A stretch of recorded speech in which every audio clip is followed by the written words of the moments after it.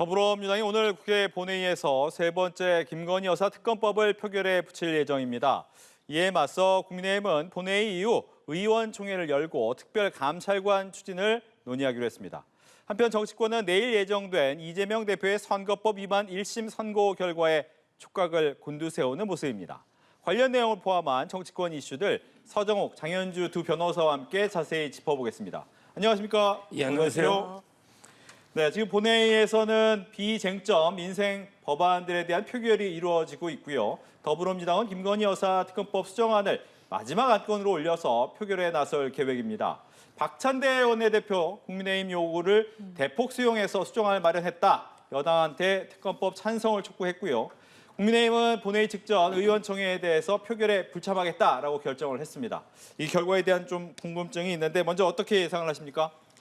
아마 이제 이번에는 통과되겠죠. 네. 이번에는 이제 과반이면 통과되니까 문제는 이제 대통령이 재요구를 할 겁니다.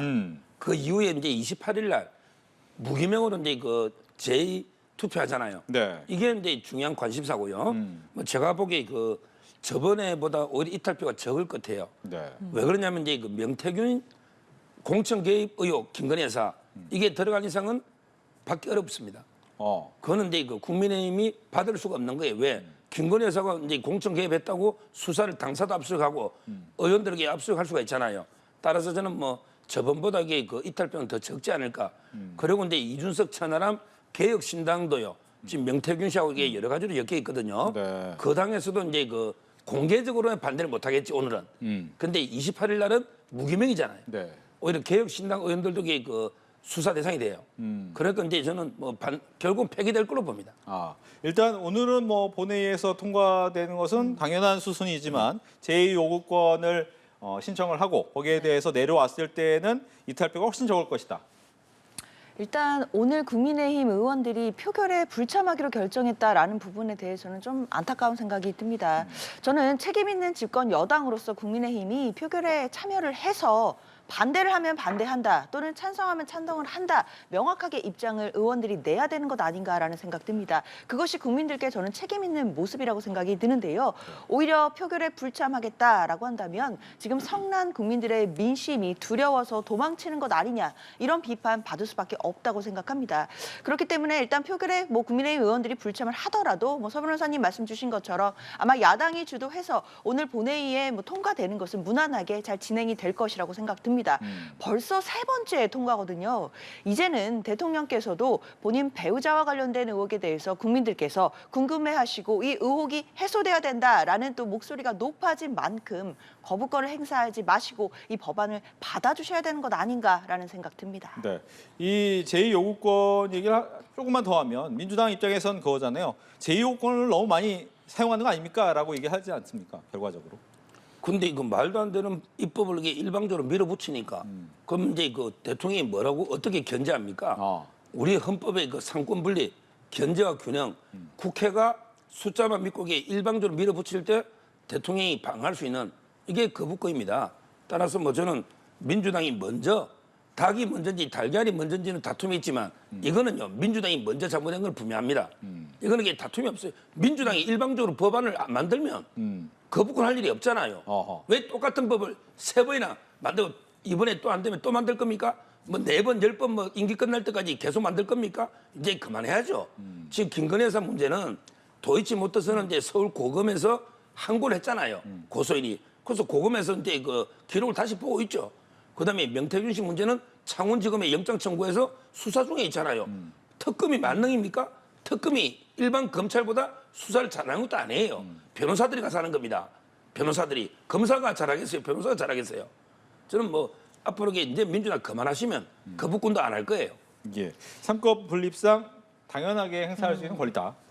글쎄요, 저는 민주당이 지금 계속해서 일방적으로 법안을 계속 진행하고 있다 이렇게 말씀을 주셨는데 민주당이 그렇다라고 하셔서 이른바 독소 조항이 있다라고 국민의힘이 주장하신 부분들도 대폭 수정해서 수정안을 제출했습니다. 심판 대상도 굉장히 많이 축소를 했고요. 그리고 특검을 추천하는 사람에 대해서도 제3자 추천으로 객관성도 높였습니다. 국민의힘에서 이야기했던 독소 조항 부분도 바로 잡았는데 김건희 여사에 대한 특검법 수정안 받지 않을 명분 저는 없다고 생각이 들고요.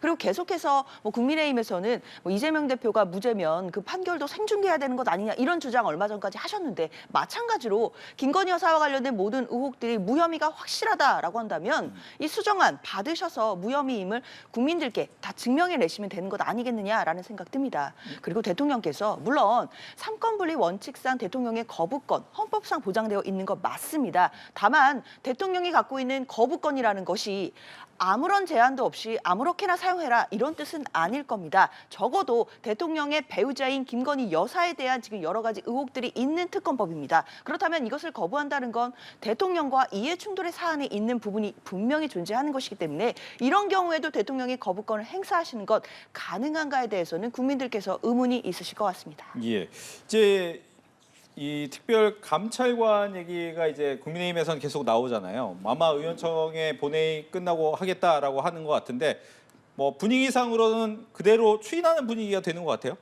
이거는 이제 뭐 대통령실에 일관되니까요. 대통령의 진심입니다. 국회에서 합의해서 이제 그 3명 추천해라. 네. 그럼 이게 임명하겠다. 이게 일관된 입장이었어요. 국회가 일을 안 한 거죠. 국회가.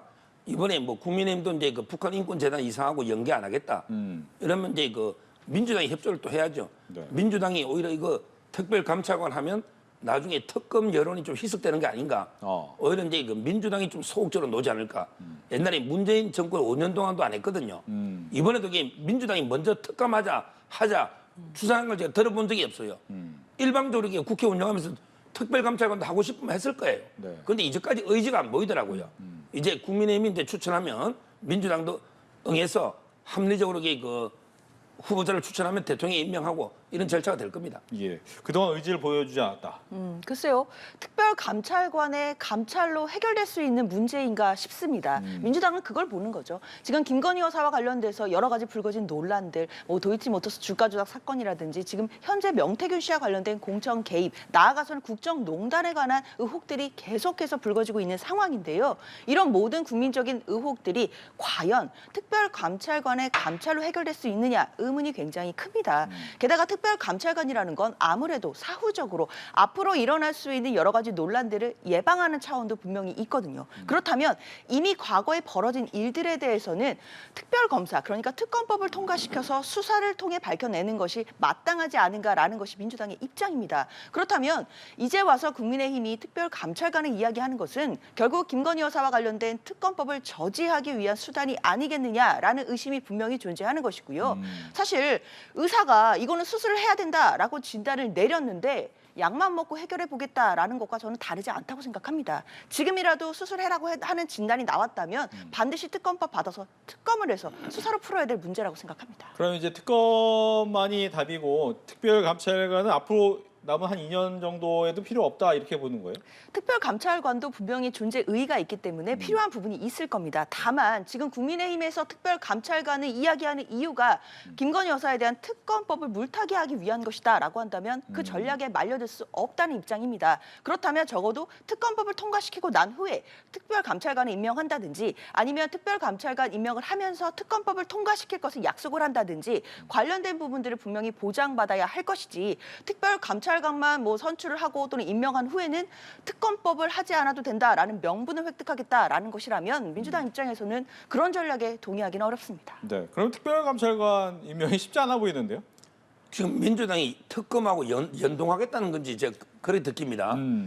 국민의힘이 북한 인권재단 이사 추천하고 연동을 했거든요. 네. 그런데 연동을 풀어서 조건 없이 하자 했잖아요. 네. 그러면 이제 민주당도 일단 특별감찰관에게 다른 제도니까 조건 없이 추천하고요. 그다음에 특검은 특검대로 뭐 저기 표결을 절차를 밟으면 되잖아요. 굳이 그걸 연동해서 안 하겠다는 거는 원래부터 하기 싫은 의도, 의심을 받을 수 있으니까 서로에게 조건 없이 이건 통과시키는 게 맞아요. 네, 조건 없이 통과시켜야 된다, 아니다. 이것은 물타기에 불과하기 때문에 그럴 수 없다라는 팽팽한 입장이 좀 담겨져 있는 모습입니다. 뭐 지금 국회에서는 이 본회의 표결을 앞두고 양쪽에서 계속해서 이야기를 하고 있는 상태입니다. 김건희 여사 특검법 수정안의 마지막 안건인데 여기와 관련된 얘기가 나오고 있거든요. 뭐 여기에 대한 결과는 나오는 대로 저희가 다시 한번 알려드리도록 하겠습니다. 이 김건희 여사 특검법에 대해서 계속해서 뭐 보이는 대로 다시 한번 알려드리겠고 관련된 내용은 잠시 뒤에 해보겠고요. 이 당원 게시판 얘기 좀 해보겠습니다. 국민의힘 당원 게시판 한동훈 대표와 그의 가족 이름으로 윤 대통령 부부 비방글이 올라왔다. 안에서 좀 나뉘네요, 얘기가. 그렇죠. 지금 이제 근데 이 문제는요. 친한동훈계에서도 네. 무조건 이게 한동훈 흠집내기니까 근데 이게 듣고 가자 아하. 이러면 안 돼요. 어. 왜냐하면 이게 듣고 가면요. 보수 일각에서 계속 이게 의혹을 제기하는데 덮어버리면 그러면 이게 인정하는 꼴이 되고 계속 이게 두고 부담이 돼요. 그래서 저는 한동훈 대표는 이제 본인 이름으로 이거는 동명이인 것 같아요. 저는 그렇게 생각합니다. 한동훈 대표가 뭐 이게 설마 당 대표가 본인이 뭐 글을 만들어서 이게 대통령 네. 요구하고 이러진 않을 거 아니에요. 이거는 저는 이게 얼마든지 또 클리어하게 바로 이제 실명 인정을 하니까 거기 주민등록번호나 공개해버리면 되거든요. 네. 한동훈 대표는. 근데 문제는 이제 가족이 문제예요. 예를 들어 이제 부인이 진모 씨, 장인도 이게 진형구 검사장 아닙니까? 네. 이런 이제 진 씨가 흔한 성은 아니에요. 또 이게 아들, 시어머니까지 이런 이제 이름으로 개설이 돼 있단 말이에요. 네. 이런 거는 이게 좀 의혹이 상당히 있잖아요. 따라서 저는 뭐 이게 세 가지 아니겠습니까? 한동훈 대표의 가족이 그걸 이렇게 직접 해가지고 계좌를 개설해서 글 올린 거 하나. 이럴 때는 이제 문제되죠. 그다음에 두 번째는 이제 동명이인인 경우. 이거는 이게 좀 가능성이 낮아 보인다 이거지. 네. 세 번째는 이게 아예 도용돼 버리는 경우가 있어요. 인적 상해는 이게 도용되는. 네. 이거는 이게 피해자잖아요. 네. 따라서 세 가지 경우 중에 하나인데 이거는 이게 지금 경찰이 수사 들어왔으니 철저하게 밝히는 게 좋을 것 같아. 만약에 한동훈 대표 가족이라면 한동훈 대표가 사과하고 책임을 져야죠. 네. 정말 이게 죄송하다. 우리 가족이 이걸 해서 대통령께 계속 글 올린 건 미안하다. 이렇게 떨어야 될 것 같아. 그리고 정치적 법적 책임 좀 져야죠. 네. 근데 도용됐다면 명예 회복되잖아요. 그럼 이게 도용된 거니까 오히려 도용한 사람을 처벌해야 될 거 아닙니까? 그래서 저는 어떤 경우든 이게 경찰이나 당무감사를 통해서 신속하게 이거 하루면 밝힙니다. 네. 인적사항이 다 있거든요. 관리자는 다 볼 수 있단 말이에요. 주민등록번호 다 알잖아요. 그러면 이게 하루면 밝힐 수 있는 걸 지금 몇 주째 끌어서 이게 계속 분란이 있잖아요. 빨리 신속하게 철저하게 규명해서 저는 조치를 취해야 된다 봐요. 네. 어떻게 보시는지. 저도 뭐 서 변호사님 의견에 동의하는 편인데요. 또 이 부분은 뭐 수사가 착수됐다니까 수사 결과도 봐야겠지만 저는 당내에서 당원 게시판에서 일어났던 일이기 때문에 게다가 당대표와 당대표 가족들의 지금 명의로 게시판에 글이 올라왔다는 것 아니겠습니까? 네. 그렇다면 당 차원에서도 진상조사에 들어가는 것이 좀 타당하지 않나라는 생각이 듭니다. 그렇기 때문에 당무감사를 해봐야 된다라는 의견에 저도 동의를 하는데 이걸 안 하고 수사 결과만 기다리겠다라는 부분들은 사실 외부에서 봤을 때 조금 납득이 되지는 않거든요. 게다가 또 친한계 또는 한동훈 대표 측에서 만약에 본인이나 가족들의 명의가 아니라면 또는 뭐 가족들의 명의가 도용됐거나 뭐 피해를 받은 부분이 있다라고 한다면 사실 가족들과 관련된 부분이니까 빠르게 확인할 수 있을 텐데 이런 부분들을 좀 빨리 확인해서 또 진상을 밝혀주지 않는 부분들이 좀 답답하게 느껴집니다. 그렇기 때문에 이 부분이 뭐 동명이인인지 아니면 우연의 일치였는지 아니면 진짜 그 명의가 맞는 것인지에 대해서 한동훈 대표 측이 빨리 확인해서 이 부분을 오해를 풀어줘야만 이 부분이 좀 국민적인 의혹으로 발전하지 않지 않겠나라는 생각은 듭니다. 네. 다음으로는 이재명 대표의 사법 리스크 얘기로 넘어가 보겠습니다. 지금 뭐 본격적인 이번 주가 이재명 대표와 관련된 판결이 나오는 주간이 되겠습니다. 일단 이달에만 3건의 1심 선고가 있죠. 첫 번째가 바로 오늘 나온 이재명 대표의 부인 김혜경 씨의 공직선거법 위반 혐의 1심 선고가 있었습니다.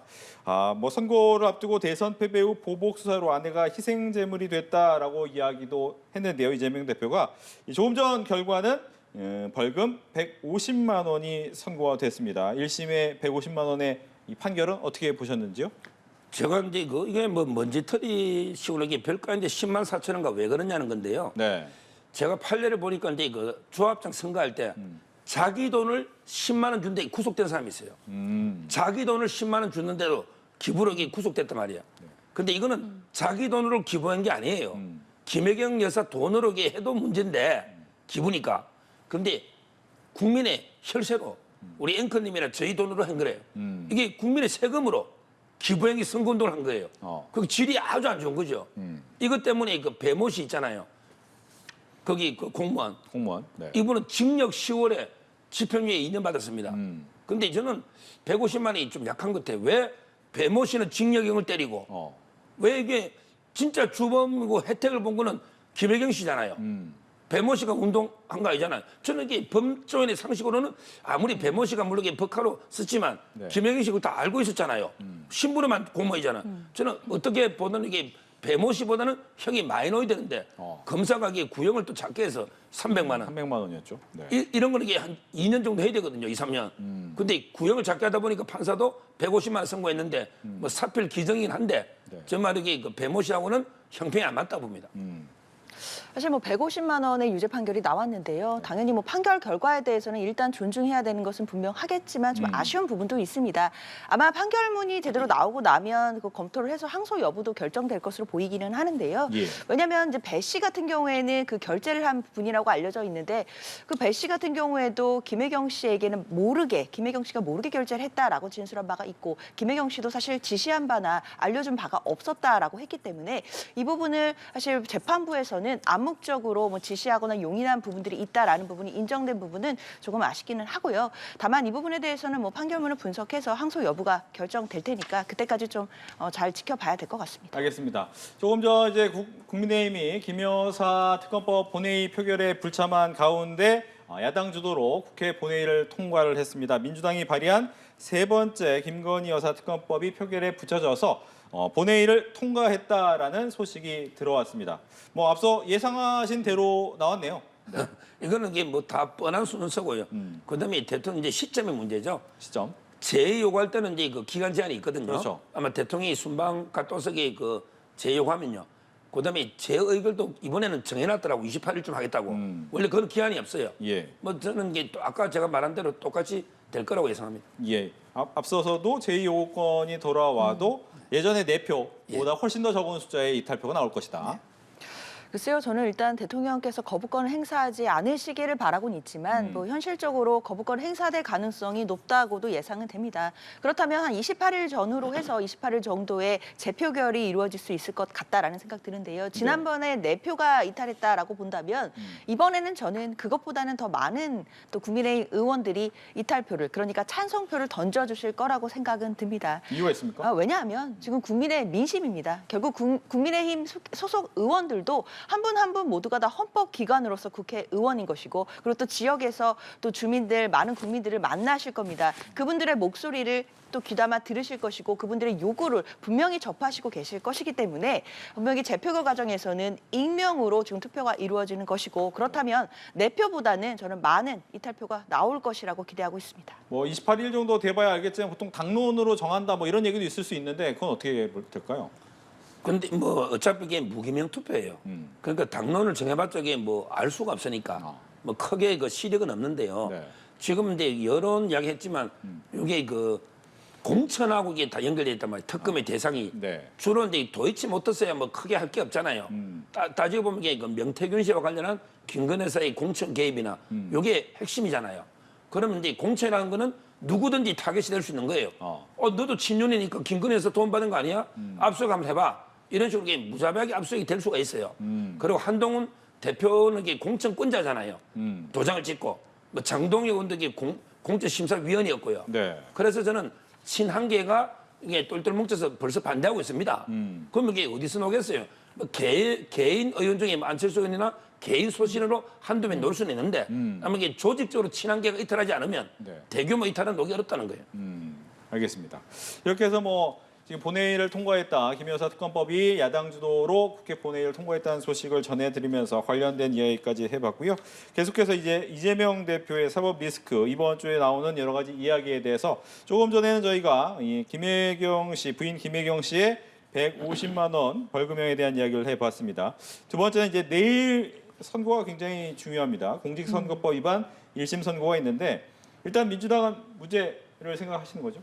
그렇죠. 일단 공직선거법상 허위사실 공표죄에 해당하지 않을 수 있다라는 법리를 가지고 있습니다. 특히 고 김문기 처장을 성남시장 재직 시절에 알았느냐에 대한 질문이었는데요. 결국 누군가를 아냐 모르냐는 굉장히 주관적인 인식의 문제이기 때문에 과연 이런 부분들을 허위사실 공표로 처벌할 수 있느냐에 대해서 분명히 저는 반론이 있을 수 있다고 생각합니다. 그리고 이제 백현도 사건과 관련해서도 이 협박 부분은 표현이 좀 과장된 부분은 있지만 국감장에서 나왔던 이야기들이었고 그런 부분들을 반영된다라고 한다면 저는 재판부에서 얼마든지 무죄 판결을 내려줄 수 있다고 생각합니다. 예. 지금 이제 이게 뭐 80만 원, 120만 원 이렇게 예측하는 분이 있는데 윤상현은 80 그렇죠. 이렇게는 안 놉니다. 예를 들어 이제 대통령 선거입니다. 큰 선거예요. 그리고 이제 대선 후보를 기소해서 2년 2개월을 재판하고 증인이 50명까지 넣었잖아요. 네. 이런 경우는 이게 뭐 애매하게 80 눈치 봐서 120 이건 아니고요. 제가 보기 확실하게 무죄냐, 아니면 이게 유죄 중이면 중형을 넣어서 이게 다투지 못하도록 이렇게 넣을 걸로 봐요. 아니 무죄면 명예회복으로 완전히 무죄. 아니면 이게 중형이면 저는 최소한 이게 징역형까지도 가능하고 벌금 넣어도 500 이상은 넣어야 이게 다툼이 없게 만들어놔야 돼요. 그렇잖아요. 왜냐면 보통 100만 원 정도 했다가 2심 가서 80 이렇게 내려오는 경우도 꽤 있었어요 그동안. 그게 이제 보통 이게 뭐 지방의원 선거나 국회의원 선거까지는 이게 돼요. 근데 대통령 선거라는 어마어마한 큰 선거에 네. 80, 120 이러면 이게 나라가 대분열돼서 돈 20만 원 가지고 이게 430상 토해내고 뭐 어떻게 됩니까? 이래는 못해요. 저는 이제 세게 할 거로 보는데, 네. 근데 무죄 넣을 가능성 저는 없다고 봐요. 왜 왜 그러세요? 그러냐면 이게 이제까지 이런 거물급 인사들 있죠. 대통령이나 뭐 대표나 이런 분들에게 무죄 넣을 걸 기소 안 합니다. 확실한 것만 기소해요. 이명박 대통령, 뭐 박근혜 대통령이 전부 무죄 넣은 사람이 있습니까? 없잖아요. 이재명 대표도 이게 마찬가지예요. 애매한 거 다 뺐어요. 유동규 씨가 척근해야 되는 것도 이게 원래는 가짜뉴스를 하다가 뺐어요. 근데 김문기 씨는 너무나 확실한 증거들이 많으니까 네. 이걸 판사가 무죄 쓰려면 골프 치도 몰랐을 거야. 요트를 타도 몰랐을 거야. 뭐 표창장을 주고 대면 보고를 해도 몰랐을 거야. 전화 수없이도 몰랐을 거야. 하나하나 배척해야 되는데 판결문 쓸 수가 있습니까? 근데 백현동은 더 심각한 게 아니 국토부가 한 번도 뭐 협박이나 직무유기나 문제 삼은 적이 없어요. 공문에 그냥 알아서 해라. 적의 판단. 그다음에 식품연구원도 2단계만 올려달라 했거든요.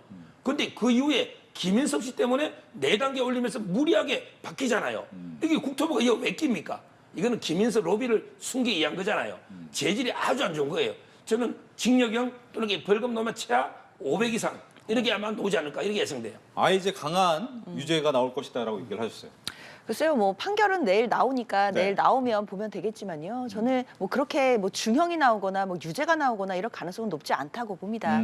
왜냐하면 뭐 앞서 뭐 백현동 말씀도 주셨는데 뭐 공문의 협박이나 직무유기가 언급된 적이 없었다라고 말씀 주셨지만 사실 상식적으로 우리가 정부에서 보내는 공문에 협박이라는 말을 쓴다는 것은 있을 수 없는 일이겠죠. 그러나 그 공문을 보고 특히 중앙정부에서 요청이 오는 것을 지방정부에서는 사실상 굉장히 큰 압박으로 느낄 수 있는 것이거든요. 그 심리적인 압박감을 표현하는 그 과정 속에서 협박이라는 단어가 나온 것이기 때문에 과연 이것이 공직선거법상의 허위사실 공표로까지 의율할 수 있느냐 이 부분에 대해서는 저는 재판부에서도 분명히 현명하게 판단해 줄 것이라고 생각을 합니다. 그러니까 아무래도 이 얘기는 이제 협박이나 인지 이 부분이 명확하게 선이 나눠지지 않는 부분이 있기 때문에 이걸 어떻게 판결하느냐 이 부분 아니겠습니까 결과적으로?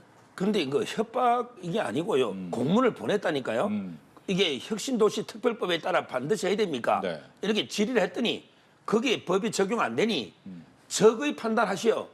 적의 판단하는 게 뭡니까? 성남시장 고유권한이니까 알아서 해라는 거 아니에요. 여기 왜 갑자기 직무유기가 나오고 국토부 협박이 왜 나오느냐고. 근데 이게요. 우리 이런 4단계 올라가는 경우 없잖아요. 그럼 이게 설명을 못해요. 국감할 때. 네. 4단계를.